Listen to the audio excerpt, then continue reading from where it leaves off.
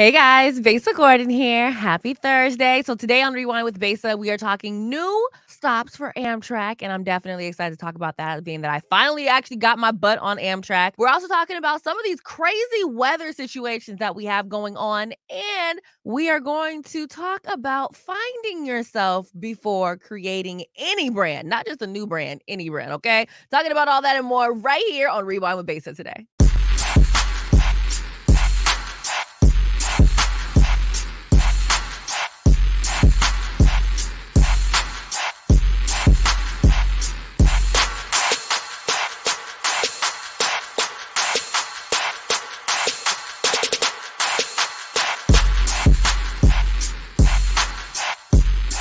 Welcome back to Rewind with Besa. Of course, I'm your host, Besa Gordon. And like I said, today we're going to keep it kind of simple. These last couple episodes have been extremely long, so we are definitely going to do our best to keep this one at 30 minutes or under. So first and foremost, in terms of local news, you guys, Amtrak Cascade service to Vancouver, BC will resume starting September 26th. In July, Amtrak announced that the train service to Vancouver, BC would resume in September, months earlier than originally planned. The company says the round trip will only be offered once a day, with plans to add a second trip as Amtrak staffing and equipment allow. You guys, I finally got a chance to take Amtrak when I went over to Portland for PDX Hip Hop Week. Not gonna front, wasn't really sure what to expect. However, the simple fact that I'm able to actually take all of my hair products on there and not have to worry about, oh, well, this one's too big, this is too small, yada, yada, yada. You know, it's not like I can't bring my own snacks. You know, like I just feel so much freer on the train. Don't get me wrong. If you're going from Seattle to Portland, it ends up taking like what, 3.5 hours, but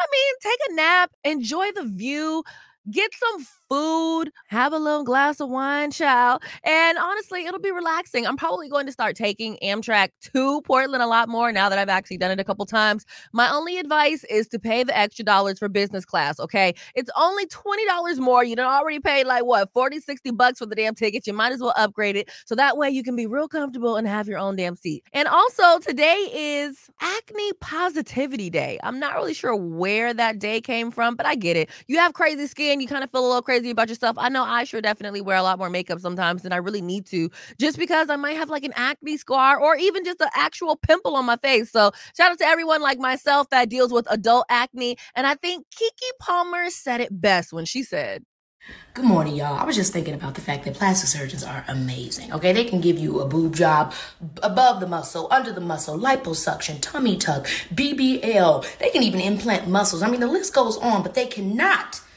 figure out how to clear up somebody's skin? Are you kidding me? All of these years and all of these inventions, you can't figure out how to take the beautiful skin from my ass and put it on my face? I'm tired of it.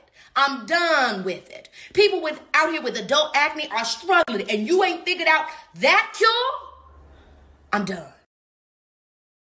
and that's on period. I agree with every single thing that Keke Palmer just said, because honestly, you guys, at my big age of 32, I have no business walking around looking like the small pepperoni pizza's big sister. Like I just don't understand what happens with my skin sometimes. And I know that it's all internal. So I'm definitely going to have someone health-wise come on so we can talk about what actually goes on in our bodies, which also contributes to eczema flare-ups, acne flare-ups, and so much more. Heck, even joint pain. I have an aunt where she found out there were certain foods that she couldn't even eat, and those foods that she was eating was causing extra arthritis and extra joint pain. So we'll talk about that in a couple weeks. In the meantime, between time, you guys, I want to talk about this whole weather situation and what is going on in the world, okay? We're going to talk about that right after this commercial break, because you already know we touched on it a little bit yesterday when it came to China and it being so damn hot that people's flip-flops were melted, okay? We're talking about that next right here on Rewind with Besa.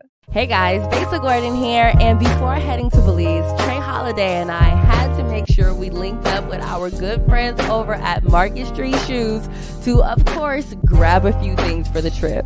From bags to socks, shoes, sunglasses, earrings, and more. Before going on any trip, make sure you stop at Market Street Shoes. Trust me, you'll find just what you need to make your trip not only enjoyable, but fashionable.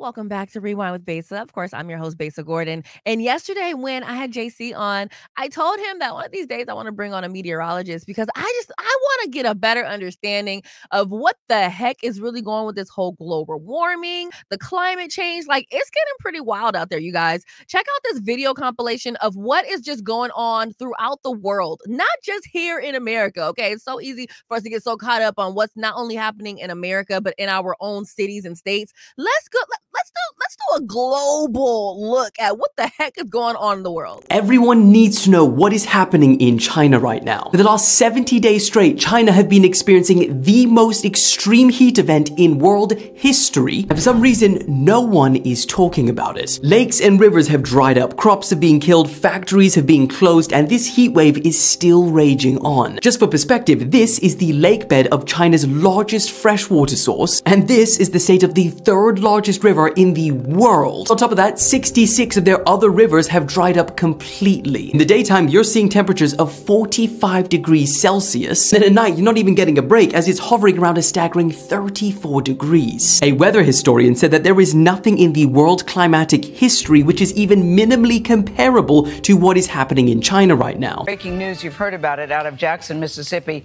where a state of emergency has been declared due to a developing water crisis.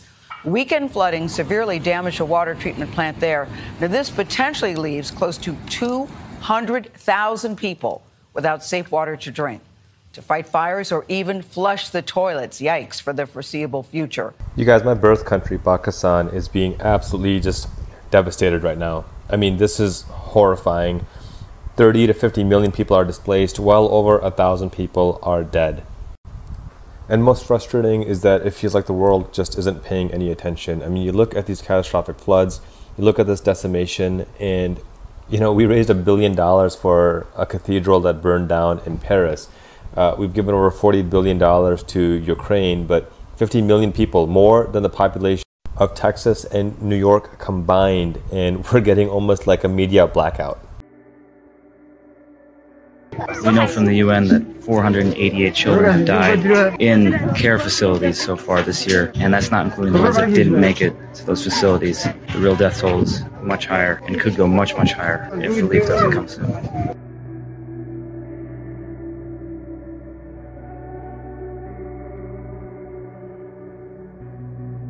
Guys. So I wanted to put that out there, not because I necessarily have any answers to anything, but honestly, I just feel that we all need to know what is going on outside of, you know, the baby only selling 500 concert tickets, outside of Lizzo telling people to kiss her, you know what, because they're a hater, outside of Cardi B going back with different Nicki Minaj fans, outside of all the superficial things.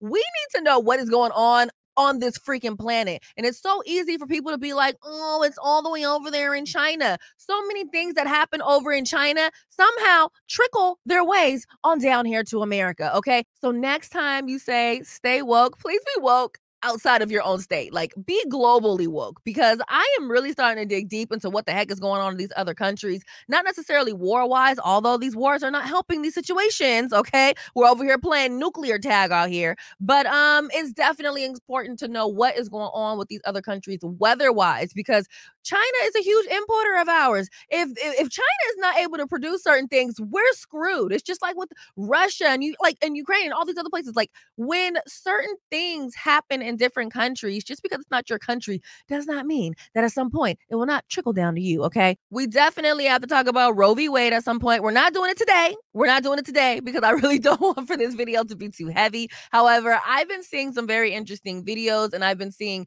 a lot of people getting arrested, a lot of doctors scared to even do their job because of the different laws that are in place, and they're too worried about getting locked up, which is very, very fair. But there's a lot of situations going on where a lot of women, not to get too graphic, but they're losing a lot of blood because of the new rules in place, because of the new laws in place when it comes to giving women abortions. Especially, even one woman almost lost her life because she was having a, what is it called, atopic pregnancy, and they had to basically wait an extra 24 hours, and they were supposed to actually go in and get the baby out before the woman actually died. Like, it's getting pretty scary out there. So we're going to talk about that really soon also, but again, not today. Now, to lighten the mood, I do have a clip from my interview that I did with Brett Barish, okay? Brett Barish, as you guys know, he is the CEO and president of Sovereign Brands, and that interview that I did with him was so dope. It was so inspirational, and one of the things that we talked about was how some of his brands were not doing well,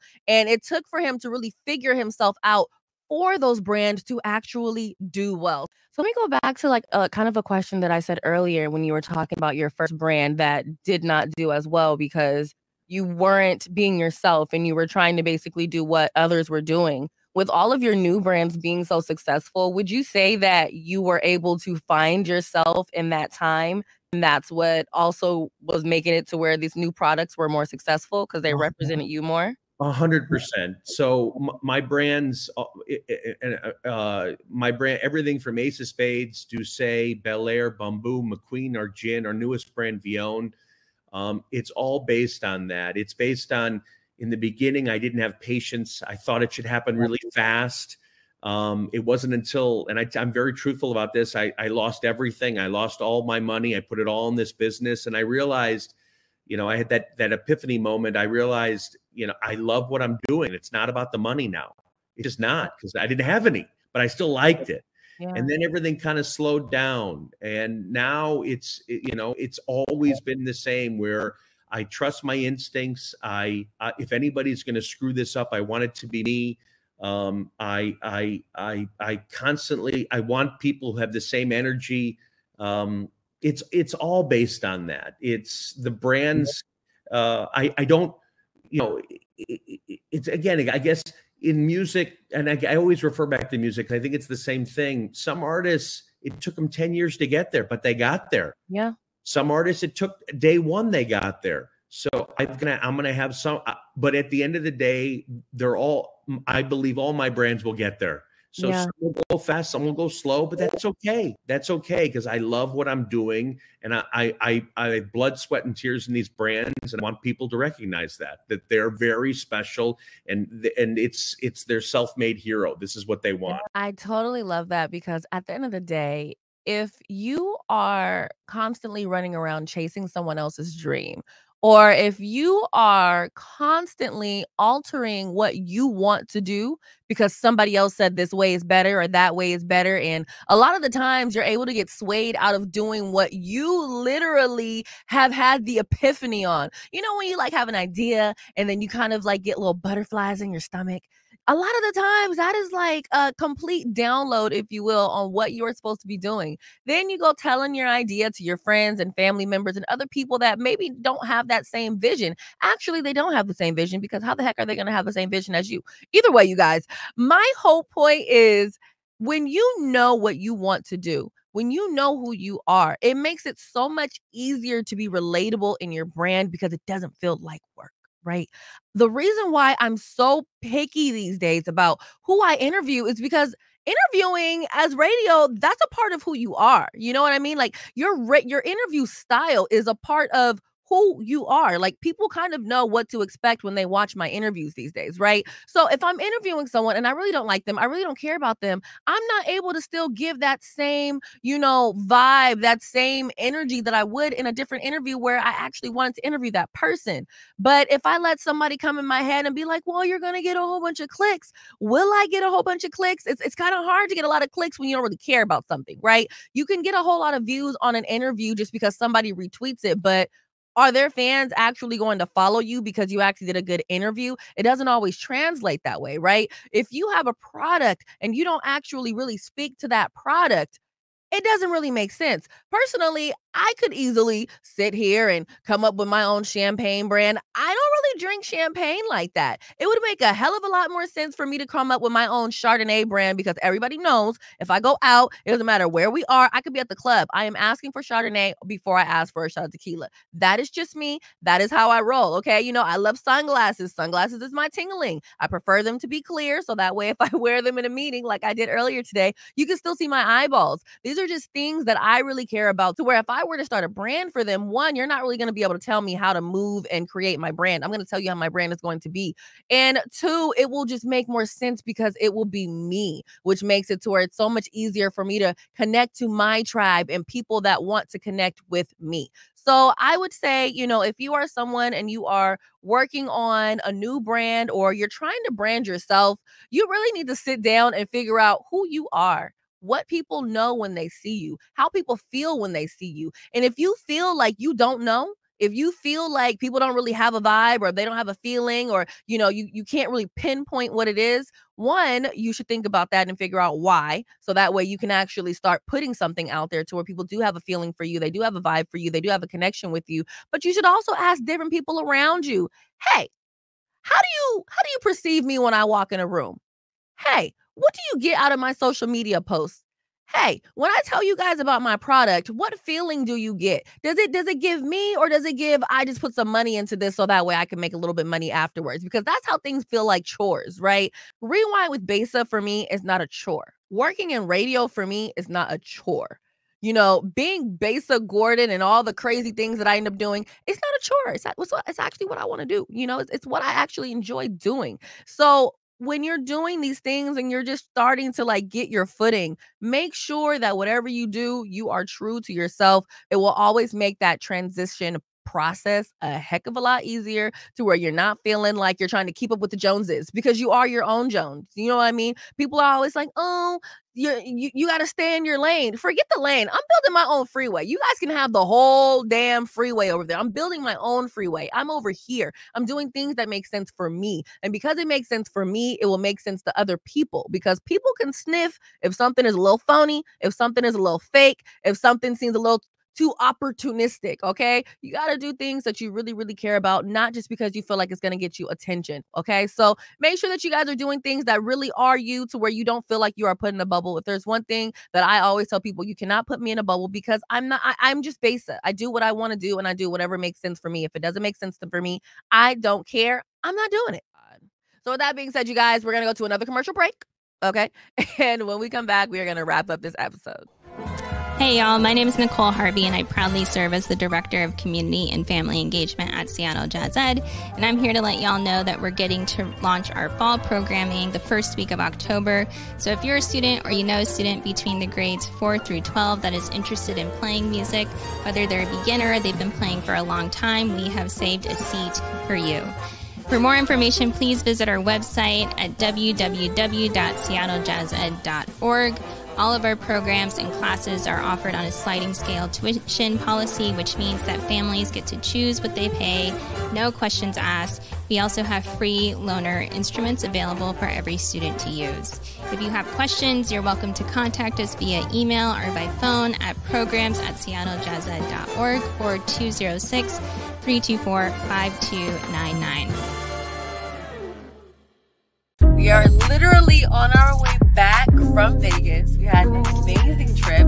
Got some good interviews coming up for you guys, so definitely stay locked for that. Look like water on my island. Long way from running from the siren. Came a long way, been hella fly, I'm a pilot. I get what I want if I like it. Like it, yeah. If I like it. If I like it, yeah. If I like it. What's up? Converge Media in the building.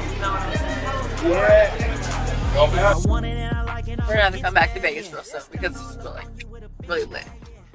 Welcome back to Rewind with Besa. Of course, I am your buddy Besa Gordon, and that is it for today's episode. Hopefully you enjoyed it. Hopefully you learned something new about what is going on in the world, or even got some great advice from Brett Barish, okay?